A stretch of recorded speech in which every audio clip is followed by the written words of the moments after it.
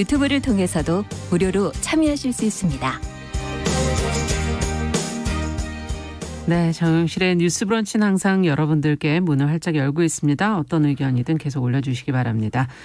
자, 첫 코너 오늘도 뉴스픽으로 문을 열겠습니다. 더 공감 여성정치연구소 송문희 박사님 안녕하세요. 네, 안녕하세요. 네, 전혜연 사평론가 안녕하십니까? 네, 안녕하세요. 앞서 말씀드린 것처럼 지금 서울, 경기, 인천 이렇게 수도권 3개 시도가 지금 내일부터 23일부터죠.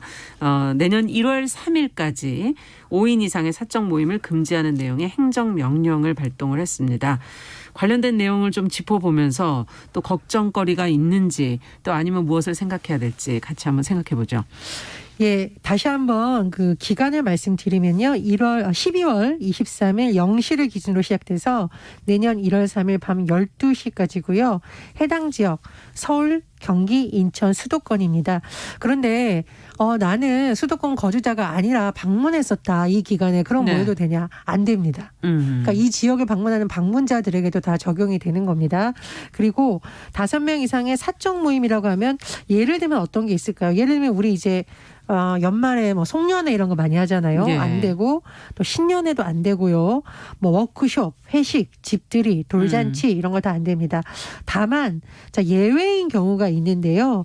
결혼식과 장례식의 경우에는 2.5단계 수준으로 50인 미만인 경우고요. 네. 서울시 장례식장은 30인 미만만 허용이 됩니다. 그리고 이제 시험 같은 경우에는 사적 모임이 아니죠. 대학별 시험은 2.5단계 수준으로 50인 미만 분할된 공간에서 허용이 되고 또 행정 공공기관의 공적인 업무를 수행해야 되는 경우라든가 지금 방송이나 영화 관련된 업무 네. 반드시 해야 되는 업무 등 이것은 사적인 업무라고 보지 않는 것에 들어갑니다. 자, 그런데요. 위반 시에 처벌을 받을 수가 있습니다.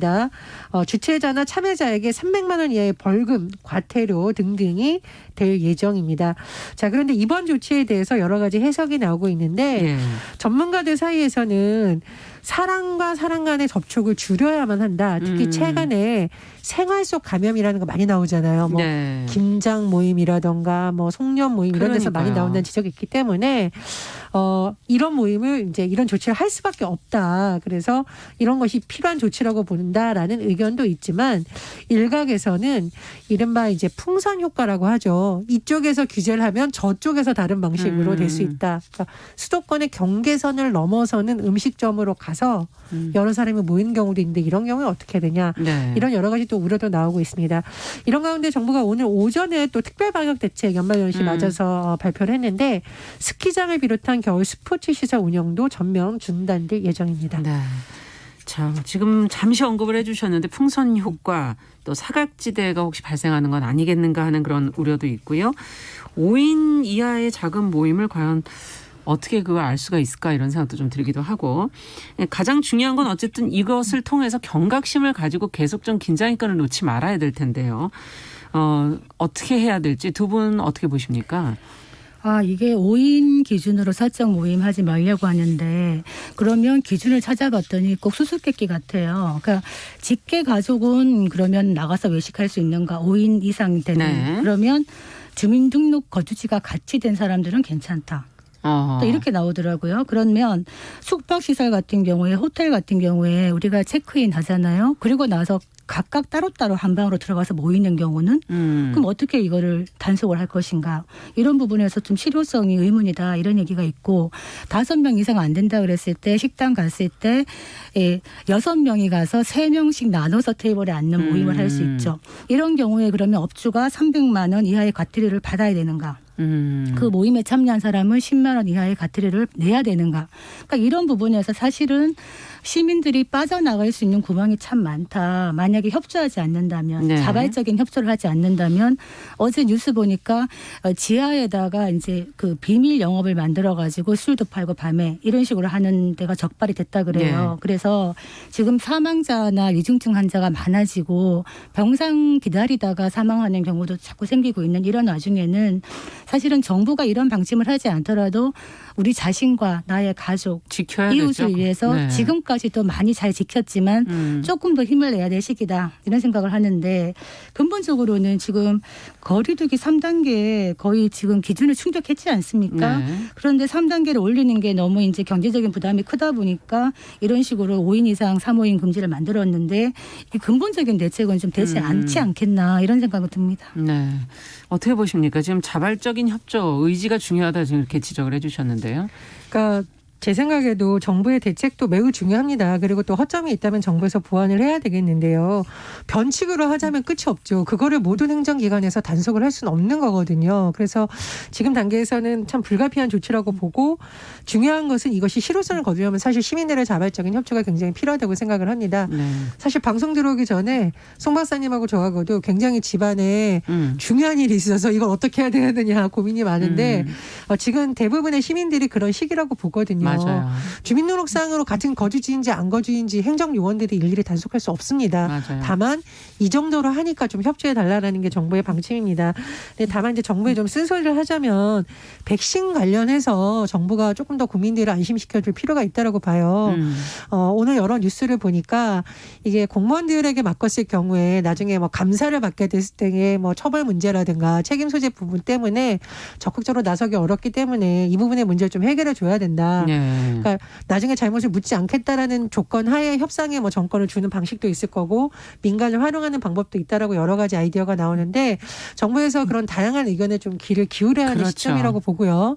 정세균 총리가 지난주 일요일 날 KBS에 관련 프로그램에 나와서 백신 관련해서 굉장히 솔직하게 여러 가지 발언을 했습니다. 그래서 정부가 이런 단계를 취하는 것과 동시에 백신에 대한 국민의 궁금증이 굉장히 커지고 있는 시기이기 때문에 뭐 이미 못한 부분에 대해서는 솔직하게 인정을 하고 앞으로 진행 상황이나 이런 필요성에 대해서는 조금 더 허심탄회하게 국민들과 소통할 필요가 있다 이렇게 생각을 투명성 합니다. 있게 얘기를 해야 결국 안심이 그렇습니다. 된다. 신뢰를 얻을 수 있다. 이런 그렇습니다. 얘기인 투명성과 거거든요. 정보 공개가 네. 결국은 음모론을 줄이는 것이거든요. 그런 방법을 적극 고민해야 되는 시기라고 봅니다. 그 백신 관련해서 얘기가 나왔으니까 뭐 저도 또 한마디 안 보탤 수가 없는데 우리가 K 방역 그래서 참 그래도 잘해왔다 이런 얘기를 많이 했는데 잘해온 거는 국민들의 협조가 있었기 때문인 것인데 그런 가운데에서도 정부가 해야 될 일은 백신을 빨리 확보하는 것이었고 치료제 문제도 빨리빨리 개발하는 거였는데 일본 같은 경우에는 벌써 7월에 이미 계약이 완료되어서 백신을 기다리고 있는 상태고 미국이나 다른 나라들은 국민들이 백신 접종을 시작하고 있는 이런 걸 지켜보면서 국민들의 상실감이 크다. 그래서 왜 백신을 확보하지 못했는가에 대한 질문을 할 수밖에 없는 것이고 네. 이 부분에 대해서는 방역에 있어가지고는 항상 최악의 사태를 예견하고 대비하고 플랜을 가지고 있어야 되는데 이런 부분이 아니지 않는가. 이 부분에 대해서는 명확한 사과가 필요하고 지금이라도 아까 얘기했듯이 공무원을 면책하는 이런 걸 만들어야 적극적인 백신 그렇죠. 정책을 할 수가 있고 백신 얘기도 적극적으로 해야 된다. 메르스 때 약을 들여왔는데 약이 많이 남았다. 그래서 뭐 신종플루 때나 그러면 담당 공무원을 책임을 묻는 이런 식으로 가서는 공무원들이 움직이기가 어렵거든요. 그렇죠. 그래서 지금 많이 늦었지만 지금이라도 투명하게 빨리 백신 확보를 위해서 노력하고 우리가 이렇게 하고 있고 국민들이 언제부터 백신을 확실하게 맞을 수 있는지를 정확하게 정보 공개하는 건 매우 중요하다. 막연하게 내년 2월부터는 맞을 수 있다. 이런 얘기를 믿고 있기에는 올 겨울이 너무 깁니다. 지금. 네. 네, 그리고 한 말씀만 더 드리자면 사실은 말씀드렸지만 이게 수도권에서의 강력한 조치만으로 과연 100% 효과가 될 것인가. 수도권에 거주하는 사람들의 지금 여러 가지 외부로 나가는 모임도 사실은 문제가 될 수 있거든요. 그렇죠. 본인이 인지를 하고 있지 못하지만 나로 인해서 누군가가 전파될 수 있습니다. 그래서 그런 부분들 수도권에 있는 시민들이 좀 더 각별히 배려하는 차원에서 신경을 써야 될 것 같고요. 이동을 좀 자제해 주셔야 되겠죠. 그렇습니다. 그리고 예. 저는 개인적으로 사실 연말에 가족들하고 모이는 게 큰 낙인데 올해는 좀 어렵지 않을까 싶은데 그럼요. 예. 그런 것에 대해서 서로 이해하는 문화도 좀 필요한 시기라고 봅니다. 지금 원정 송년회 하겠다는 사람들도 있더라고요. 그러면 만약에 동해안 리조트에 새해 일주를 보기 위해서 벌써 예약이 차 있다. 이거 어떻게 해야 될 것인가. 그러니까 이거는 정말 정부의 차원을 떠나서 국민들이 협조할 수밖에 없습니다. 특히 집에 노약자나 고령층이 계신 그렇죠. 경우에는 젊은 사람들이 신경을 써줄 수밖에 없다. 이런 생각이 듭니다. 네. 두 분 다 이제 방역의 문제는 최악의 상황을 놓고 조금 더 대비를 여러 가지 방안을 한번 모색해보자라는 얘기를 해주셨어요. 자, 이제 다음 뉴스로 또 가보도록 하겠습니다. 최근에 국민의당 안철수 대표가 이제 서울시장 보궐선거 출마를 선언을 하면서 야권 단일 후보가 되겠다 이런 언급을 했습니다. 이를 계기로 지금 야당들 사이에서도 뭐 설왕설래 신경전이 벌어지고 있는데요. 어떤 말들이 오가고 있는지 그 안에서는 또 어떤 신경전을 서로 벌이고 있는 것인지 좀 자세히 짚어보도록 하죠. 송 박사님께서 좀 전해주시죠. 네, 안철수 국민의당 대표가 그 일요일 날 서울시장 출마 선언을 했어요. 예. 별명이 있죠. 일요일의 남자. 항상 출마 선언할 때 일요일 날 합니다. 그랬나요? 예. 예. 그래서 좀 언론의 주목을 끌기 위한 이런 걸 하고 있는데 첫 그 메시지가 좀 강했습니다. 야권의 단일 후보로 정권의 폭주를 멈추겠다 이렇게 얘기를 하면서 무도한 정권의 심장에 직접 심판의 비수를 꽂아야 된다. 이런 얘기를 하면서 강하게 나왔습니다. 그렇게 나오자 보니 지금 국민의힘과 야권 후보 단일화를 놓고 벌써 삿바싸움이 치열하다. 네. 국민의힘의 입장에서는 안철수 후보에 대해서 뭐 나오는 거 좋다. 그렇지만 당신도 그냥 많은 야권 후보 중에 하나다. 들어와. 우리 당으로 들어와. 들어와서 경선을 거쳐서 밑바닥부터 해라고 얘기하는 게 주류적인 관점이고 네. 특히 김종인 비대위원장 같은 경우에는 안철수 후보에 대해서 별로 관심 둘 이유가 없다. 이런 식으로 좀 자제하고 있는 이런 상황이기 때문에 안철수 후보가 지금 여러 가지 이야기들을 계속 해나가고 있거든요. 네. 그런데 여기에 대해서 국민의힘의 지금 그 공천관리위원장을 맡고 있는 정진석 의원이 어떤 얘기를 하냐면 네. 이기적인 자기중심적 사고를 버리고 야권 통합의 미랄이 되겠다는 겸허한 자세로 들어와라 이렇게 얘기를 하는데 안철수 의원 같은 경우 전 대표의 마음은 미랄이 되고 싶기보다는 내가 열매가 되고 싶은 마음인데 아마 들어가는 거는 어렵지 않겠나 이런 얘기를 하고 있고요. 특히 정의당이 좀 발끈하고 있습니다. 네. 왜냐하면 안 후보가 야권 단일 후보라는 얘기를 하는 거에 대해서 우리도 야당인데 우리도 있어. 그런데 왜 국민의힘과 연대해서 야당 단일 후보라는 말을 쓰느냐. 이거는 참칭이다. 이런 식으로 강하게 반발하고 있으니 권은희 국민의당 대표가 어떻게 말을 하냐면 안 대표가 야권 단일 후보라고 얘기했을 때는 정의당을 포함해 생각한 분이 누가 있겠느냐. 아무도 없다. 이런 식으로 또 약간 비꼬는 듯한 논평을 예. 냈습니다. 서로 지금 아주 갈등이 드러나게 되네요. 자, 그렇다면 야당은 사실 지금 국민의힘, 정의당 다 야당이긴 한데요. 보수와 진보로 노선이 사실 좀 다르기 때문에 입장도 다르지 않을까 싶고요. 두 분은 과연 단일화가 이루어지리라 보시는 건지 어떻게 보고 계십니까? 우리 송 박사님이 들어와. 영화에서 굉장히 유명한 대사죠. 저도 영화에 나오는 대사 한번 인용해 네. 보겠습니다. 영화 올드보이에서 나온 대사인데 네. 누구냐 넌 이런 대사. 제가 이 대사를 쓴 거는 이제 폄훼하려는 것이 아니라 사실 이제 누구냐 넌을 정당에 대입해 보면 네. 이름이나 이런 것도 중요하지만 사실은 어떤 정책, 어떤 가치를 추구하는 정당이냐, 어떤 후보냐 이걸 국민들한테 명확하게 알려줘야 되거든요. 네. 단일화가 효과를 내기 위해서는 눈에 띄는 후보들도 중요하지만 이 후보들이 다 모여서 도대체 뭘 하겠다는 건지가 굉장히 중요합니다. 이것은 과거에 민주당과 진보정당이 후보 단일화를 할 때도 치열하게 논쟁을 벌였던 바거든요. 제가 강조하고 싶은 점은 뭐냐. 첫 번째로 안철수 대표와 국민의힘이 단일 후보를 하던 아니면 연립 정부를 내세우는 방향을 해서 경쟁을 하던 간에 어떤 정책인지를 명확하게 할 필요가 있다. 특히 부동산 문제에 대해서 정부 여당에 비판을 하는 것도 필요하지만 적어도 서울시장의 후보를 내세우려면 어떤 부동산 정책을 할지에 대해서는 정리가 돼야 된다고 봅니다. 그러니까 서민과 중산층을 중심에 놓고 집값 안정을 더하는 방법에 초점을 맞출 것인지 네. 아니면 일각의 야당 의원들이 주장하는 것처럼 사유재산 문제에 과도하게 대입하면 안 된다는 것인지 이 부분에 대해서 내부에서 치열한 정책에 대한 어떤 방향성이 논의가 돼야 된다.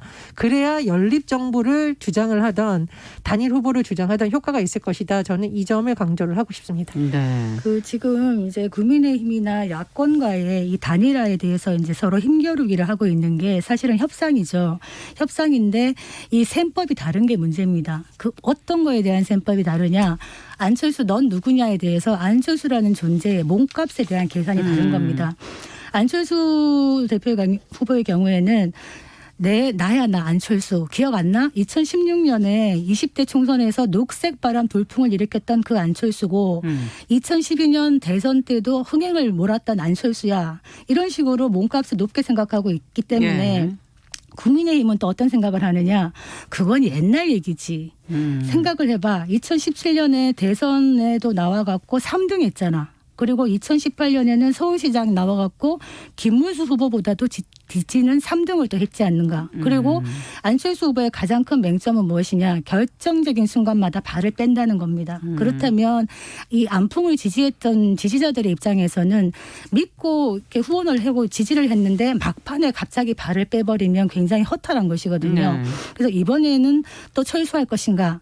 지금 분위기를 봐서는 안철수 후보가 아마 끝까지 가려고 하는 듯한 이런 분위기는 가는데 끝에 어떻게 될지는 아직 잘 모르겠어요. 그리고 하나의 효과는 일단 안철수의 등판으로 판이 커졌다. 내년 재보궐 서울시장 판은 확실히 커진 것 같고 더불어민주당도 지금 뭐 박용선 후보라든가 이런 차출설은 있었지만은 공식적으로는 아직 우상호 후보 정도밖에 나오지 않았는데 예. 몸값이는 안철수 후보가 딱 나오는 순간 그러면 박용선 차출, 추미애 차출 이런 식으로 조금 더 판이 커질 수는 있겠다 이런 네. 생각이 듭니다. 어떻게 보세요? 지금 국민의힘 예비 후보들, 그러니까 서울시장 출마 선언한 단계죠. 아직 공천은 안 된 단계인데 그런 후보들이 주장하는 방식도 좀 일리가 있습니다. 그러니까 미스터 트롯 방식을 해서 국민들의 관심을 불러일으키겠다라고 했는데 지금 야당이 그런 뭐 움직임이 딱히 없어요. 근데 사실 100석이 넘는 의석을 확보하고 있는 정당에서 자체 후보를 띄우지 못하고 또 외부 인사를 자꾸 바라본다는 것도 정당의 입장에서는 굉장히 좀 자존심이 상할 수 있는 그렇죠. 일입니다. 그래서 아마 내부에 출마 선언을 한 후보들 간에 뭐 합종 연행이 이뤄질 수 있는 것이고 경선에 대한 요구가 더 강해질 수 있는 것이기 때문에 그 부분은 더 지켜봐야 된다고 생각을 하고요. 또 하나의 변수가 있습니다. 사실 정의당 같은 경우에는 김종철 대표 취임 이후에 민주당과 협력할 것은 협력하지만 차별화를 확실하게 하겠다라는 입장을 계속 내세우고 네. 있거든요. 당장 뭐 청문회도 지켜봐야겠습니다만 어떤 입장을 견지할 건지를 봐야 되겠고 지금 대체적으로 나오는 관측은 어쨌든 정의당은 후보를 낼 가능성이 높습니다. 그렇다면은 노선상에서는 국민의힘과 다르지만 어쨌든 야당의 후보가 되는 예. 것이죠. 그 지점도 선거 국면에서 또 다른 관전 포인트가 될 것으로 보입니다. 그 정의당이 아마 독자 후보를 내고 갈 텐데 정의당이 이렇게 했을 때 노선이나 정책을 봤을 때는 사실은 야권이라고 하지만은 민주당의 표를 가져갈 수가 있기 때문에 민주당에서 어떤 액션이 나올 거다 이런 생각이 들고요. 아까 미스터 트롯 방식 얘기했는데 저도 한번 얘기한 적이 있습니다. 네. 지금 상황에서 국민의힘이 그나마 유권자들의 어떤 좀 관심을 끌고 흥행을 좀 하려면은 이 미스터 트롯 방식으로 당내에 지금 많이 나와 있거든요. 후보들이. 우선 이 사람들이 과연 어떤 정책으로 국민에게 어필할지에 대해서 뭔가 국민들에게 경선 룰의 부분이거든요. 결국에는 당원들뿐만 아니라 시민들한테까지 그 권한을 주는 거죠. 그런 네. 식으로 좀 흥미를 일깨우고 난 다음에 그중에 한 명이 올라오고 그다음에 밖에서 뭐 안철수 후보라든가 다른 여타 또 제3의 시민 후보도 나올 수가 있는 것이고 마지막에 또 어떤 경선을 해서 정말 잘 되면은 이게 흥행이 될 수 있는데 이게 잘못되면은 이전 투구하면서 정말 그렇죠. 추한골만 보여줄 수 있기 때문에 이 양날의 칼이다 이런 생각이 듭니다. 상당히 조심스럽네요. 어쨌든 그 내용적인 측면을 국민 입장에서는 조금 더 들여다봐야 될 것 같습니다. 자, 마지막으로 최근 국무총리실과 대기업의 홍보물 광고에 여성 혐오적인 내용이 담겨 지금 논란이라고 그러는데 어떤 부분이 문제가 된 것인지 저희가 좀 한번 살펴보죠. 전혜연 평론가께서 좀 정리해 주시겠어요? 이 국무총리실의 경우에는 트위터 계정에 최근 홍보 만화를 올렸습니다. 네. 저도 그 내용을 봤었는데요. 원래 취지는 이런 거예요. 코로나19로 참 우리 시민들이 많이 어렵다. 그래서 그 어려움을 털어놔라. 그러면은 총리를 중심으로 총리실에서 이런 것을 해결하기 위해 노력하겠다라는 취지였죠. 시민들의 뭐 의견과 어려움을 듣겠다는 취지인데 예. 문제는 뭐냐면 이 게시물을 보면 한 여성의 모습이 만화에 딱 등장하는데요. 이렇게 말합니다. 마스크 때문에 피부는 뒤집어지고 어떻게 책임질 거야? 라는 겁니다. 예. 저도 이 만화를 봤을 때 좀 이상한 게 사실 여성들이 마스크 때문에 피부 뒤집어진다고 이렇게 고민할 지금 시점이 아닙니다. 통계상으로 나와 보면은 여성 청년의 극단적인 선택에 대한 비율이 높다라는 것에 대한 우려, 예. 생계 문제, 1인 가구 문제 등등 굉장히 지금 돌봄 문제 여러 가지가 많잖아요. 그래서 왜 이렇게 여성들이 이런 것만 고민한다고 하냐라는 좀 여론의 어떤 비판이 일어났습니다. 그래서 이 만화가 지금 삭제된 상태이고, 근데 이제 총리실이 예전에 이뤘던 좀 논란이 또 있습니다. 당시에는 이른바 불법 성착취물, 특히 뭐 웹을 이용한 여러 가지 그런 부분에 대해서 한 것인데, 그때 나왔던 단어는 뭐였냐면은요, 한 폴더 장면이 나와요. 근데 누구나 한 번쯤 간직했던 비밀의 폴더 이렇게 되어 있고, 이 폴더를 발견한 누구나 여성이 할 말이 없네요, 갑자기. 오빠 이 짐승해서 뭐 결국은 삭제했다 이런 내용인데, 문제는 뭐냐면 과연 누구나 이런 폴더를 만들었느냐. 예. 이거 너무 일반화시키고 이런 거에까지 그 유머 코드를 사용해야 되느냐. 피해자 입장에서는 이게 굉장히 고통스러운 그렇죠. 일인데 좀 성인지 감수성이 결여됐다라는 비판이 나오고 있습니다. 그리고 네. 대기업의 경우에는 한 유업체에서 선천성 질환을 앓고 있는 굉장히 환우들에게 네. 아이들이죠. 특수 분유라든가 단백질이 없는 제품을 선물하는 행사가 있다고 합니다. 근데 제가 사실 예전에 업계 취재할 때도 이거는 굉장히 좋은 취지예요. 그러네요. 이게 뭐 상업적으로 엄청나게 큰 제품이 아니니까 좋은 취지인데, 이걸 이제 홍보하는 과정에서 그 엄마가 이런 아픈 아이에 대해서 나는 나쁜 엄마다, 널 다른 아이들처럼 평범하게 낳아주지 못해 미안해라는 표현이 들어있어서, 이게 굳이 안 그래도 엄마가 힘든데 이렇게 엄마의 책임이나 죄책감을 유발하는 것은 옳지 않다라는 지적이 일어서요.